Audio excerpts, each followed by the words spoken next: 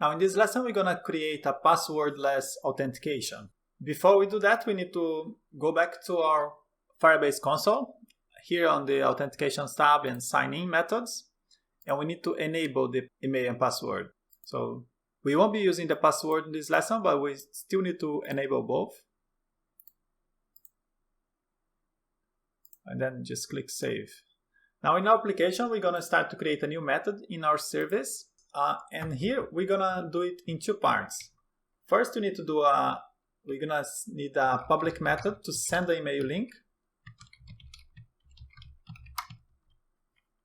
We're gonna send the link and then we're gonna verify that link.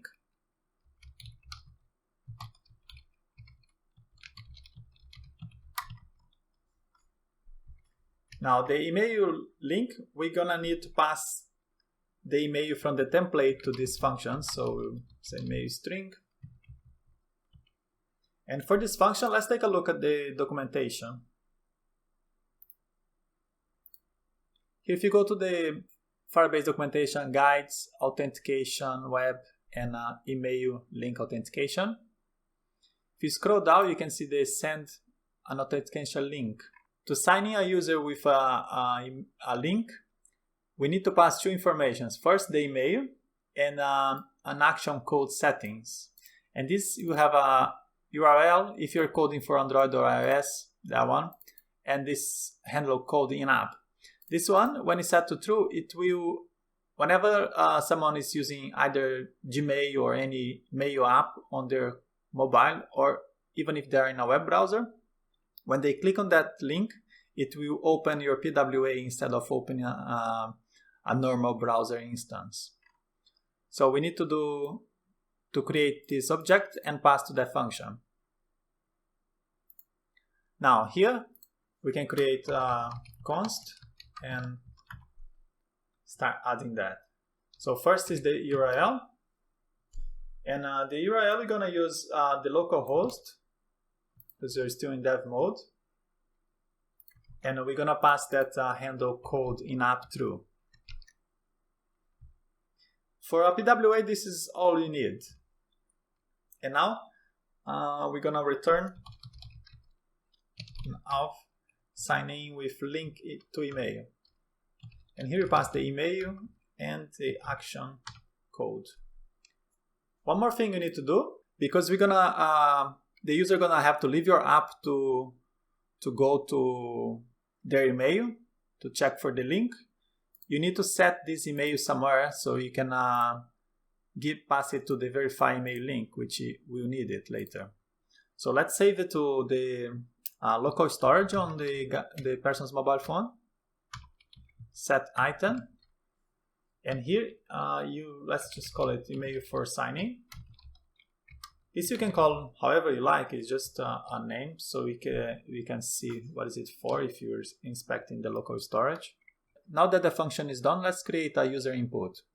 In our page auth, here we're gonna add a user input and a button. So on the Ionic documentation and IO input, I'm just gonna copy one from here. Just this one. They have a few different ones like position fixed and floating. So back in the app, I'm going to just paste it here on top. And I'm gonna add another button. It's gonna copy this one.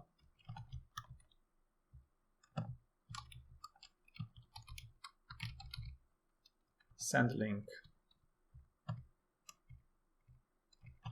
Here I'm just gonna remove this and add the console log. Send link. Now let's start our server.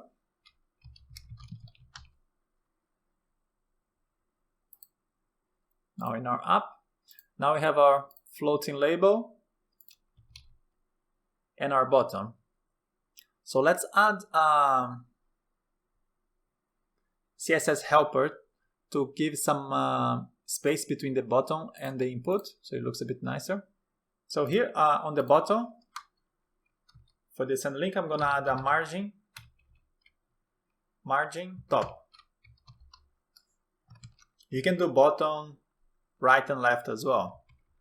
And let's also change this floating for email. Oh, there you go. You have some space in there, and our floating now is the email. You click, you have the console login here. Now let's hook up our function to this button.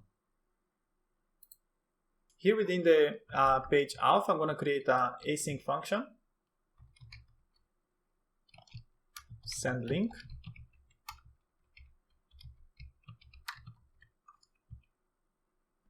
Now first we need to get the user input. And we can do that with Ion on input. If you go back to the Ion input documentation and you scroll down, you have some events on Ion change, on Ion input, on focus. So we're gonna use the on Ion input. So here first I'm gonna just say that is required and is a type email. Now on input, and here we need to create a function that will do something with this. So we're gonna call it input handler, and we need to get this event and pass to that function. Now here on top I'm gonna create a private method called input handler that we take that event and we can console log the event. So let's try if it works in our application. So I'm clear here, and every time the user types something, it will capture that event and console log in here for us. So what we're looking for is the event target value. The target is the input, the HTML input, and if you scroll down you can see the value over here. So let's clean up to display only the value. Event.target.value.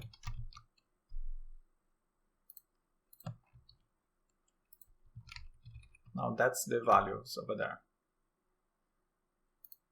Okay, now we can take this value and create a variable that will hold for us, so we can pass it to the sendLink function. This will be an internal state. And in Stencil, you need to add a state decorator, and this will control the rendering time of your email. If you need to use it in your application, for example, I'm just going to add an age one here so we can see email, this.email. Now here in our application, we don't see anything because we're not hooking up. So now let's call this.email equals event.target.value. As you can see, as we type, it changes over there. And that's because the state is telling our template when to re-render. If you don't add this, it won't work.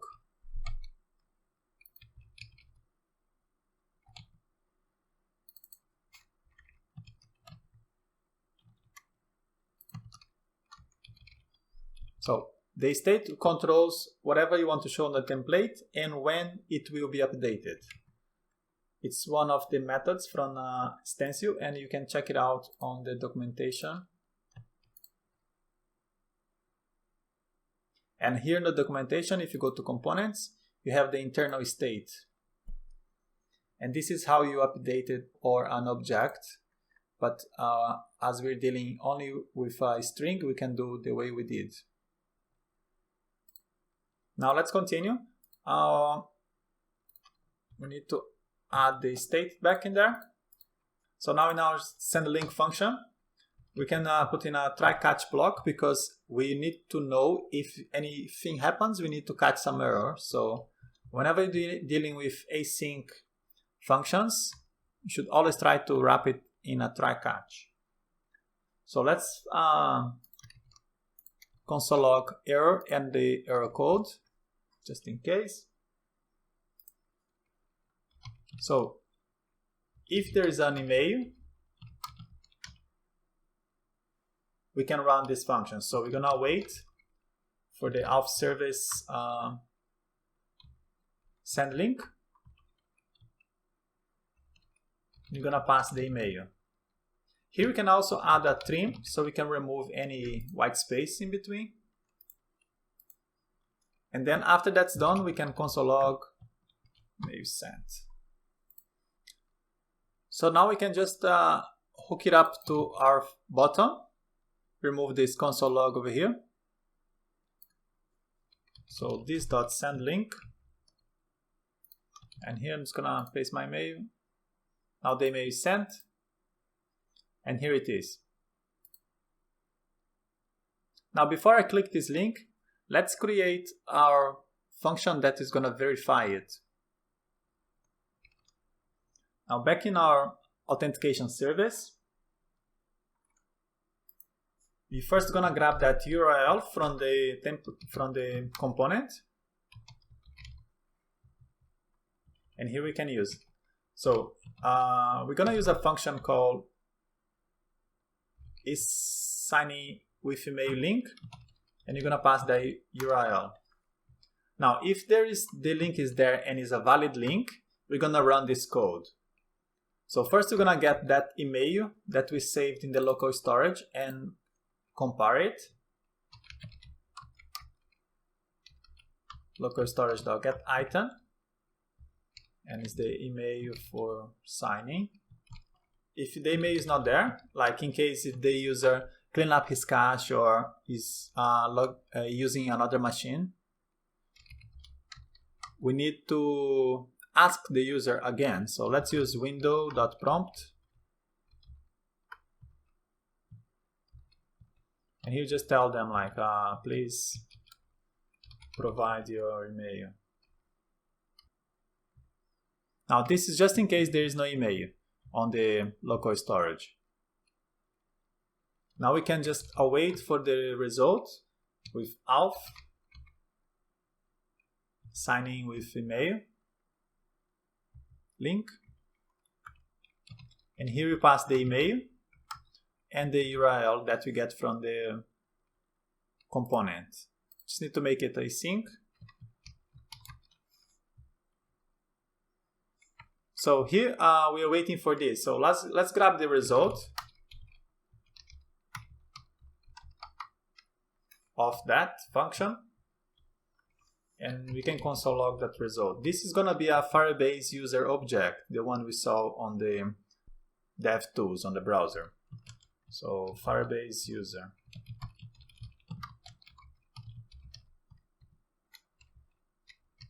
Result. So the function is almost done, but we can try now. Let's add it to our component so we can get it running. Here on the auth service, we are redirecting them to the root of our application. So we can add that to the application app.ts. Now in here, I'm gonna use a lifecycle again. A component will load. This will happen before the rendering. So auth service, it's gonna use the auto import from VS Code, which is quite nice, and then verify email link. Here we can use the location API to get the href, which is the full URL. So now we can spin the server. It's running. Let's try to use that link. Now if you click, we get our object back. And now this user, it's the same email that I use, and we should have a new user here. And the one is registered with an email. Now we also get some more information with the sign-in, this additional user info, and we got the is user new true, and we can do something with this in our code. Let's go back in there when we see. So back in our auth service, here after we get the result, we can do something with that. You saw that we get result. First, let's console log something is user new.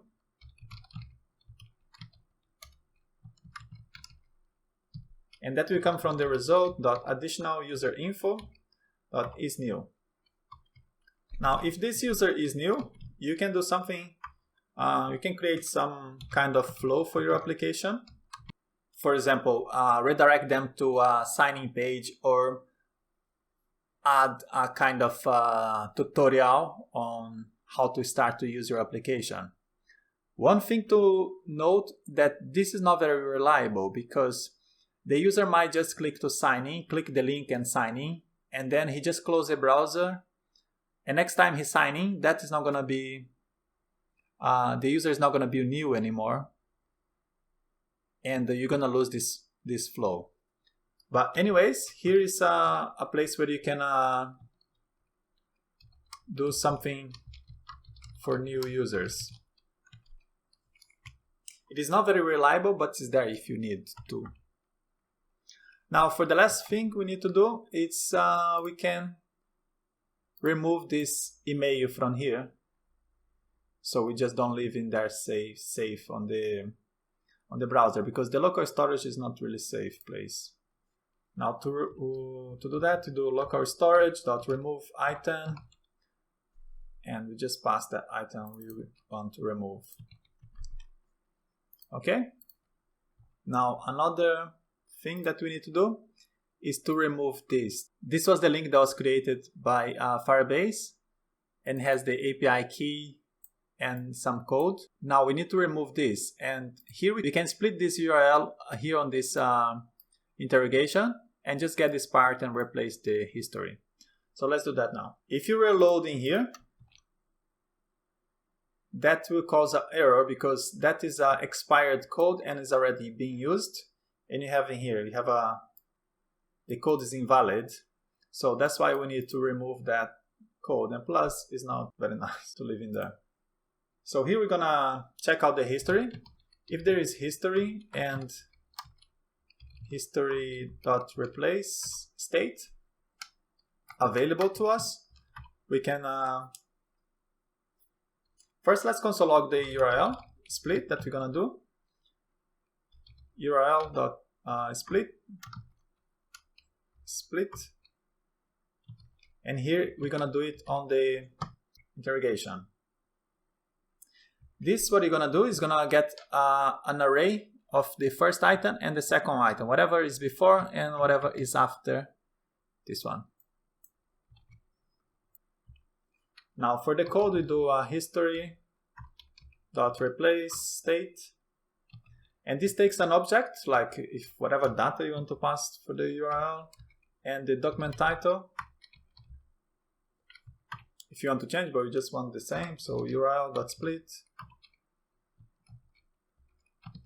the interrogation, and here we just want the first one, whatever comes before. So it's an array, and arrays always starts from 0 in JavaScript. So that should do the job. Now I'm just gonna reload. That's causing the error, so I'm just gonna remove it, and we're gonna start again. Now I'm gonna remove this one from the local storage, and on the Firebase I'm just gonna remove that user. It'll be like just like a logging out. Okay, so we don't have a user, and I'm gonna delete this email. So let's go back to our auth page, and I'm gonna do it again. Send link. The email is sent. Now if I click it again, the URL disappear, and the new user is false, and you got that array. So this is what the 0 means, and we're removing the rest. We're just grabbing the new and replace the URL with that. So that's it. We have a passwordless authentication from Firebase. And here's our user Firebase object as well. Now, one more thing to notice, that's what we did in the window.prompt, that if the email is not there, it's gonna prompt the user to get a the email again. So let's try that one now. We're gonna remove the user again. Also, my local storage is empty. And I'm gonna send the link again. Going to the auth page. So I'm gonna send the link. Now I have in here on the local storage that email. I'm gonna delete it. And I'm gonna click on my link.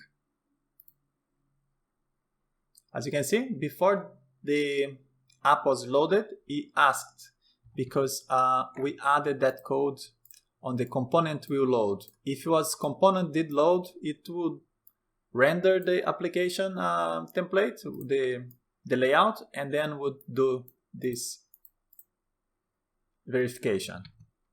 But here we can just enter the email. If you enter a different email, this will cause an error because this email is built into this link. So if the email don't match, it won't get signed in. Now again, the URL disappears and we have our user. Now one thing we can improve is that we can change this for